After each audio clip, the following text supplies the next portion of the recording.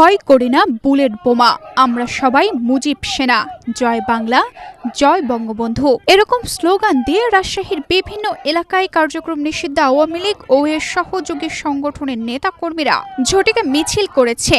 রোববার রাত থেকে সোমবার ভোর পর্যন্ত বিভিন্ন স্থানে এসব মিছিল অনুষ্ঠিত হয়। এরকম ঝটিকা মিছিলের বেশ কিছু ভিডিও পাওয়া গেছে, যাতে দেখা যায় মুখে মাস্ক ও হেলমেট পরা কিছু ব্যক্তি আওয়ামী লীগের প্রতিষ্ঠা বার্ষিকীর ব্যানার নিয়ে মিছিল করছে। কিছুক্ষণের মধ্যেই মিছিল দ্রুত শেষ করে তারা স্থান ত্যাগ করে। এরকম বিক্ষুব্ধ বিচ্ছিন্ন বেশ কয়েকটি ঝটিকা মিছিলের ঘটনায় রাজশাহী জুড়ে চাঞ্চল্যের সৃষ্টি হয়েছে। এর আগে ৫ আগস্টের পর গত ৮ জুন রাজশাহীতে কার্যক্রম নিষিদ্ধ আওয়ামী লীগ ও এর সহযোগী সংগঠনের নেতাকর্মীরা ঝটিকা মিছিল করেছেন।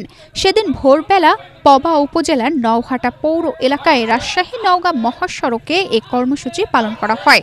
তখন মিছিলের একটি ভিডিও সামাজিক যোগাযোগ মাধ্যমে ছড়িয়ে পড়ে। এলাকাবাসীরাও জানিয়েছিলেন, সকাল ৬টার দিকে নওহাটা রহমান কোল্ড স্টোরেজ এলাকা থেকে মিছিলটি শুরু হয়।